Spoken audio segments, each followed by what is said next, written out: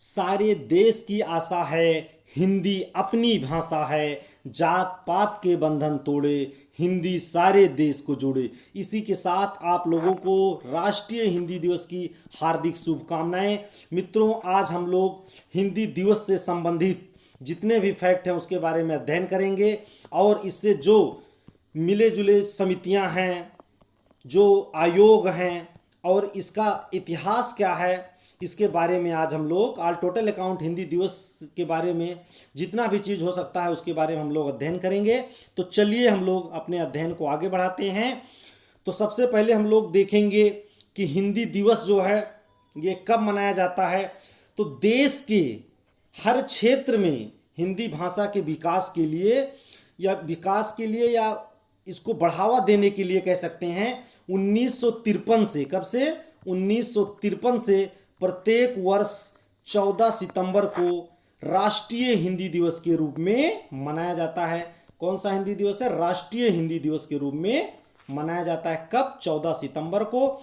कब से मनाते हैं हम लोग? 1953 से मनाते हैं। तो हम लोगों को ध्यान देना है। अब हम लोग इसके इतिहास के बारे में कुछ देखते हैं। तो हम लोगों को जानना चाहिए कि हिंदी दिवस सबसे पहले 1918 में गांधी जी ने, महात्मा गांधी जी ने ये सबसे पहले अनाउंस किया था, या हम लोग कह सकते हैं कि जो 1918 का जो हिंदी सम्मेलन हुआ था, क्या हुआ था? हिंदी सम्मेलन हुआ था। उसी में सबसे पहले गांधी जी ने ये बात की थी कि हिंदी को राष्ट्रीय या राजभाषा बनाना है, हिंदी को राजभाषा बनाना है। सबसे पहले किसने कहा था? गांधी जी ने। तो ये हम लोग कह सकते हैं कि ये गांधी जी की मांग कह सकते हैं, या कह सकते हैं कि इसकी बात सबसे पहले किसने की? राजभाषा बनाने की। तो महात्मा गांधी जी ने किया है। और कब किया है? 1918 के हिंदी सम्मेलन में, 1918 के हिंदी सम्मेलन में गांधी जी ने इसके बारे में बात किया था। तो ये हम लोगों को याद किए रहना है। सबसे पहले राष्ट्रीय हिंदी दिवस या हिंदी को राजभाषा या हम लोग ऑफिशियल लैंग्वेज कह सकते हैं बनाने की बात सबसे पहले किसने की थी? तो गांधी जी ने की थी। ये हम लोगों को याद रखना है।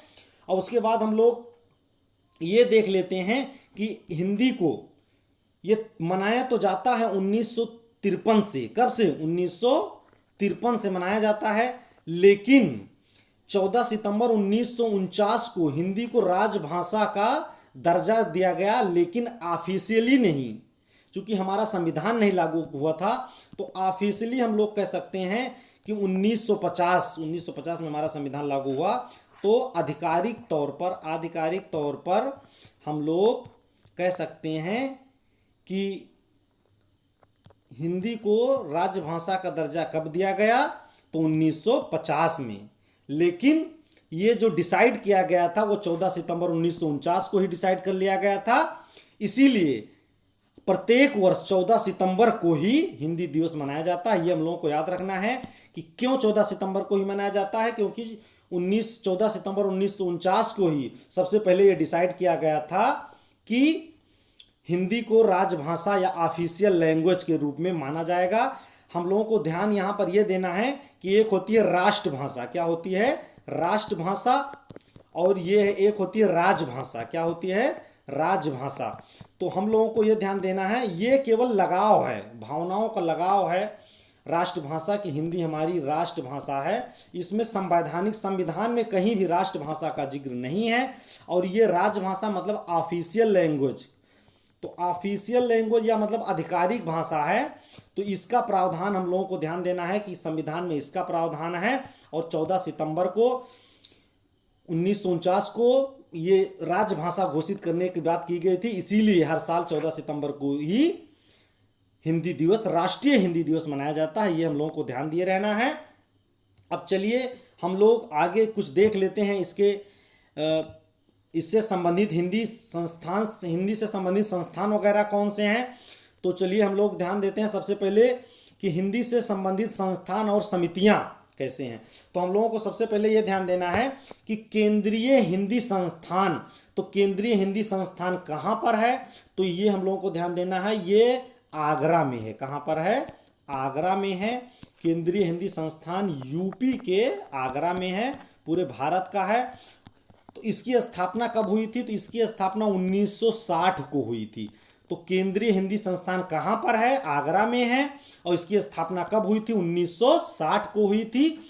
और केंद्रीय हिंदी संस्थान के 8 उपकेंद्र हैं, या मतलब 8 इसके केंद्र हैं। ये हम लोगों को ध्यान दिए रहना है। 8 केंद्र हैं। ये कहाँ कहाँ पर हैं? तो ये दिल्ली में है, और हैदराबाद में है, गुवाहाटी में है, और शिलोंग आप लोग जैसा कि जानते हैं कहाँ पर है? शिलोंग में है, मैसूर में है, और उसके बाद दीमापुर असम में पड़ता है। उसके बाद में है भुवनेश्वर में। कहाँ पर है? भुवनेश्वर में। भुवनेश्वर आप लोग जानते हैं उड़ीसा की राजधानी है, भुवनेश्वर में है। और उसके बाद में है अहमदाबाद। कहाँ पर? अहमदाबाद। तो ये हम लोगों को याद रखना है। नाम टोटल ना पता रहे बात अलग है, लेकिन आपको ये जरूर पता होना चाहिए कि केंद्रीय हिंदी संस्थान के कितने केंद्र हैं। तो 8 केंद्र हैं, ये हम लोगों को याद रखना है। इसका मुख्यालय कहाँ पर है? तो मुख्यालय आगरा में है, यूपी में। ये हो गई केंद्रीय हिंदी संस्थान के बारे में। और इसकी स्थापना 1960 में हुई थी, ये हम लोगों को ध्यान दिए रहना है। इस प्रकार का क्वेश्चन पूछा जाता है। अब चलिए हम लोग देख लेते हैं राजकीय हिंदी संस्थान के बारे में। किसके बारे में? राजकीय हिंदी संस्थान के बारे में। तो राजकीय हिंदी संस्थान कहाँ पर है? चूंकि राज्य की बात हो रही है, तो जाहिर सी बात हमारे यूपी के अंदर की बात हो रही है। तो राजकीय हिंदी संस्थान कहाँ पर है यूपी में? तो ये है लखनऊ में। कहाँ पर? लखनऊ में है। ये हम लोगों को ध्यान दिए रहना है। राजकीय हिंदी संस्थान पूछा जाए मतलब राज्य का, तो हम लोगों को लखनऊ टिक करना होगा। अगर केंद्रीय हिंदी संस्थान पूछेगा तो आगरा हम लोगों को ध्यान देना। दोनों शहर हैं यूपी में ही, तो इसलिए आप लोगों को ध्यान दे रहना है। अब हम लोग आगे देखते हैं केंद्रीय हिंदी समिति। तो ये हम लोगों को ध्यान देना है, जो केंद्रीय हिंदी समिति होती है इसके अध्यक्ष होते हैं प्रधानमंत्री जी। कौन होते हैं? प्रधानमंत्री इसके अध्यक्ष होते हैं केंद्रीय हिंदी समिति के। ये क्वेश्चन डायरेक्ट पूछा गया है, पूछा भी जाता है कि केंद्रीय हिंदी समिति के अध्यक्ष कौन होता है। तो आप लोगों को ध्यान देना है प्रधानमंत्री, उसमें राष्ट्रपति, प्रधानमंत्री, गृह मंत्री, शिक्षा मंत्री या अदर भी कह के ऑप्शन दे सकते हैं। तो आप लोगों को प्रधानमंत्री ही टिक करना है। अब ये हम लोगों को ध्यान देना है कि जो केंद्रीय शिक्षा समिति होती है, तो इसमें कुल कितने सदस्य होते हैं? तो 30 सदस्य होते हैं। कितने सदस्य होते हैं? 30 सदस्य होते हैं। केंद्रीय हिंदी समिति में 30 सदस्य होते हैं। इसमें से जो आपके 20 सदस्य होते हैं, ये होते हैं लोकसभा से। कहाँ से होते हैं? लोकसभा से होते हैं। हम लोगों को ध्यान देना है, बहुत इंपॉर्टेंट टॉपिक है। और जो 10 सदस्य होते हैं, ये आपके होते हैं राज्यसभा से। कहाँ से होते हैं? राज्यसभा से होते हैं। तो ये हम लोगों को ध्यान देना है। केंद्रीय हिंदी समिति में टोटल 30 सदस्य होते हैं। इसमें से 20 सदस्य आपके लोकसभा के होते हैं और 10 सदस्य राज्यसभा के होते हैं। और केंद्रीय हिंदी समिति का अध्यक्ष कौन होता है? तो केंद्रीय हिंदी समिति के अध्यक्ष प्रधानमंत्री होते हैं। ये हम लोगों को ध्यान दिए रहना है। अब हम लोगों को देखना है राजभाषा आयोग। तो राजभाषा आयोग से रिलेटेड जो क्वेश्चन पूछा जाता है, सबसे पहला तो हम लोगों को यह ध्यान दिए रहना है कि राजभाषा आयोग का प्रावधान संविधान के किस आर्टिकल मतलब किस अनुच्छेद में है। तो हम लोगों को ध्यान देना है कि राजभाषा आयोग किस अनुच्छेद के तहत गठित किया जाता है। तो ये 344 अनुच्छेद 344 के तहत गठित किया जाता है। ये हम लोग को ध्यान देना है। और इसका गठन पहली बार कब हुआ था? तो इसका गठन 1955 में हुआ था। ये हम लोग को ध्यान देना। अगर डेट की बात करें तो 7 जून, क्या है? 7 जून 1955 को पहला कह सकते हैं कि पहला राजभाषा आयोग गठित किया गया था। और इसका गठनकर्ता कौन है? तो हम लोग को ध्यान देना है कि गठन इसका कौन करता है। तो इसका गठन राष्ट्रपति करते हैं। कौन करता है? राष्ट्रपति करते हैं। ये हम लोगों को ध्यान देना है। इस प्रकार के बहुत क्वेश्चन आए हुए हैं। तो ये मोस्ट इंपॉर्टेंट चीजें हुई। इसके बारे में हम लोगों को ध्यान देना है कि राजभाषा आयोग किस आर्टिकल के तहत गठित किया जाता है। तो राजभाषा आयोग 344 आर्टिकल के तहत गठित किया जाता है। और राजभाषा आयोग का गठन कौन करता है? तो राजभाषा आयोग का गठन राष्ट्रपति करते हैं। और प्रथम राजभाषा आयोग कब गठित किया गया था? तो प्रथम राजभाषा आयोग 7 जून 1955 में गठित किया गया था। और प्रथम राजभाषा आयोग के अध्यक्ष अगर हम लोग देखें तो ये बहुत इंपॉर्टेंट है। इसके प्रथम अध्यक्ष काफी पूछा गया क्वेश्चन है, तो हम लोगों को ये ध्यान देना है। प्रथम राजभाषा आयोग के फर्स्ट जो राजभाषा आयोग था, इसके अध्यक्ष कौन थे? तो इसके अध्यक्ष थे बी जी खेर। ये हम लोगों को ध्यान देना है। इनका पूरा नाम है बाल गंगाधर खेर। ऐसे क्वेश्चन डायरेक्ट पूछा जाता है कि प्रथम राजभाषा आयोग के अध्यक्ष कौन थे? तो आप लोगों को ध्यान देना, बी.जी. खेर थे। प्रथम राजभाषा आयोग के अध्यक्ष कौन थे? प्रथम राजभाषा आयोग के अध्यक्ष बी.जी. खेर थे। प्रथम राजभाषा आयोग कब गठित किया गया था? प्रथम राजभाषा आयोग 7 जून 1955 को गठित किया गया था। राजभाषा आयोग किस अनुच्छेद के तहत गठित किया जाता है? तो राजभाषा आयोग 344 अनुच्छेद के अंतर्गत गठित किया जाता है। राजभाषा आयोग का गठन कौन करता है? तो राजभाषा आयोग का गठन राष्ट्रपति करते हैं। ये मोस्ट इंपॉर्टेंट क्वेश्चन है मित्रों, हम लोगों को ध्यान दिए रहना है। ये जीवन मतलब जब तक आपके जीवन में तो काम आएगा ही, जब तक आप परीक्षा देते रहेंगे कहीं ना कहीं इससे आपसे क्वेश्चन अगर उठेगा इस टॉपिक से, तो आपको क्वेश्चन जरूर मिल जाएगा। इसलिए आप लोग इसको बहुत ही ध्यान से पढ़िए। चलिए हम लोग आगे देखते हैं। अब इसका संवैधानिक प्रावधान क्या है? जो ये राजभाषा रिलेटेड हमारे हिंदी है या जो भी भाषा से रिलेटेड प्रावधान संविधान में दिए हुए हैं, तो ये हम लोगों को ध्यान देना है। तो सबसे पहला प्रावधान ये हम लोगों को ध्यान देना है मित्रों, क्या है कि डायरेक्ट क्वेश्चन पूछा जाता है, बहुत बार पूछा गया, वनडे एग्जाम का तो पेट क्वेश्चन है ये, कि राजभाषा ऐसे डायरेक्ट पूछता है कि राजभाषा संविधान के किस भाग में आती है? तो हम लोगों को ध्यान देना है कि राजभाषा संविधान के 17वें भाग में आती है। किस में आती है? 17वें भाग में आती है। ये ऐसे पूछ सकता है कि 17 भाग में क्या है? तो 17 भाग में राजभाषा है, ये हम लोगों को ध्यान देना है। और हम लोगों की राजभाषा मतलब ऑफिशियल लैंग्वेज की यहाँ बात हो रही, तो भारत में 2 ऑफिशियल लैंग्वेज है। एक तो हिंदी है, ऑफिशियल लैंग्वेज मतलब जिससे काम होता है, सरकारी काम होता है, तो इसको हम लोग आधिकारिक भाषा भी कह सकते हैं, हिंदी है, और एक इंग्लिश यूज होती है। ये हम लोगों को ध्यान देना है। तो 2 आधिकारिक भाषाएं हैं, और किस भाग में है? तो भाग संविधान के भाग 17 में है, ये हम लोगों को ध्यान देना है। वैसे संविधान में आप लोगों को पता है 22 भाग हैं, लेकिन इस समय टोटल मिलाकर के 25 भाग हो गए हैं, ये हम लोगों को ध्यान देना। ये वर्तमान में है, कहाँ पर? वर्तमान में 25 भाग हैं, ये हम लोगों को ध्यान दिए रहना है। तो ये हम लोगों को ध्यान देना है कि राजभाषा संविधान के किस भाग में है? तो भाग 17 में है। और टोटल प्रेजेंट टाइम में टोटल कितने भाग हैं? तो टोटल वर्तमान में 25 भाग हैं, और मूल में तो आप लोगों को पता है कि 22 भाग थे, ये हम लोगों को ध्यान दिए रहना है। अब चलिए हम लोग आगे देखते हैं कि अनुसूची से रिलेटेड भी क्वेश्चन आता है कि 8वीं अनुसूची, जैसा कि पूछा जाता है कि 8वीं अनुसूची में क्या है? तो 8वीं अनुसूची में हम लोगों की भाषा वर्णित है। क्या है? भाषा है।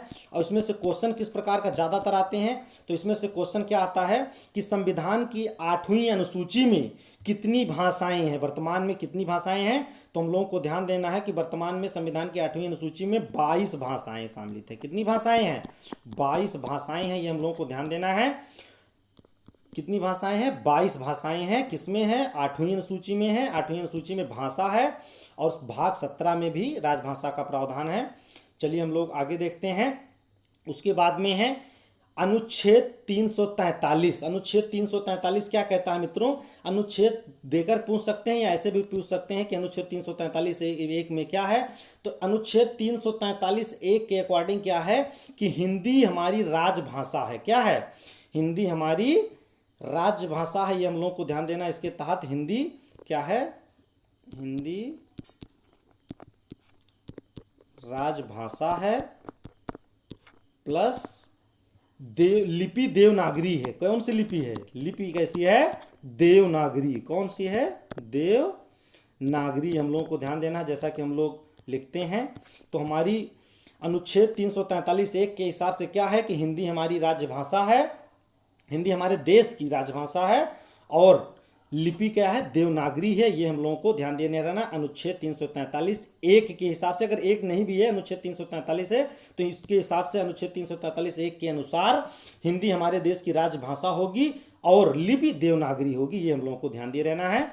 आगे हम लोग देखते हैं कि अनुच्छेद 351 में, अनुच्छेद 351 के हिसाब से ये है कि संघ का ये कर्तव्य होगा, संघ मतलब केंद्र सरकार की बात हो रही है, किसकी? केंद्र की। संघ का ये कर्तव्य होगा कि वो राजभाषा, किसकी? राजभाषा मतलब हिंदी की बात कर रहे हैं खास करके, राजभाषा का प्रचार प्रसार करे, प्रचार प्रसार और इसका विकास करे। ये हम लोगों को ध्यान देना, अनुच्छेद किसके तहत है? तो ये अनुच्छेद 351 में दिया गया है कि संघ का ये कर्तव्य होगा, क्या होगा? ये संघ का कर्तव्य होगा कि वो राजभाषा का प्रचार प्रसार और विकास करे। किसके तहत है? अनुच्छेद 351 के तहत हम लोगों को ये ध्यान दिए रहना है। उसके बाद में नेक्स्ट है मित्रों, हम लोगों को ध्यान देना है अनुच्छेद, इसके बारे में हम लोगों ने पढ़ा भी, अनुच्छेद 344 क्या कहता है? अनुच्छेद 344 के तहत ये प्रावधान है कि इसके तहत सरकार, मतलब भारत सरकार खास करके, और चूंकि भारत स्तर की बात होती है, कि भारत सरकार राजभाषा आयोग का गठन करेगी। किसका? राजभाषा आयोग का गठन करेगी। राजभाषा आयोग का गठन करेगी किसके लिए? भाषा के विकास के लिए, भाषा के प्रचार प्रसार के लिए, भाषा में सुधार के लिए। तो हम लोगों को ध्यान देना है कि राजभाषा आयोग का गठन किसके तहत होता है? तो अनुच्छेद 344 के तहत होता है। ये हम लोगों को ध्यान दिए रहना है। उसके बाद हम लोगों को एक चीज और ध्यान देना है कि भाग 17 में जो हमारी राजभाषा का प्रावधान है, राजभाषा, चूंकि भाग के अंदर बहुत से अनुच्छेद होते हैं, तो हम लोग को ध्यान देना है कि हमारे इसमें जो भाग 17 में राजभाषाएं हैं उसमें कहाँ कौन कौन से अनुच्छेद आते हैं। तो हम लोगों को ध्यान देना है, भाग 17 में राजभाषा के अंतर्गत 343 मतलब 343 से लेकर के 351 तक के अनुच्छेद आते हैं। ये हम लोगों को ध्यान देना है। 343 से लेकर के 351, इसे भी हो सकता है कि भाग 17 में भाषा विकास के लिए कितने से लेकर कितने अनुच्छेद हैं। तो आप लोगों को ध्यान देना 343 से लेकर 351 तक के अनुच्छेद हैं। ये हम लोगों को ध्यान दे रहना है। चलिए हम लोग आगे देखते हैं। अब हम लोग देख लेते हैं विविध, मतलब भाषा के बारे में और क्या क्या है। जैसे कि हम लोगों ने अभी पढ़ा कि 14 सितंबर को, कब? 14 सितंबर को राष्ट्रीय हिंदी दिवस मनाया जाता है। क्या मनाया जाता है?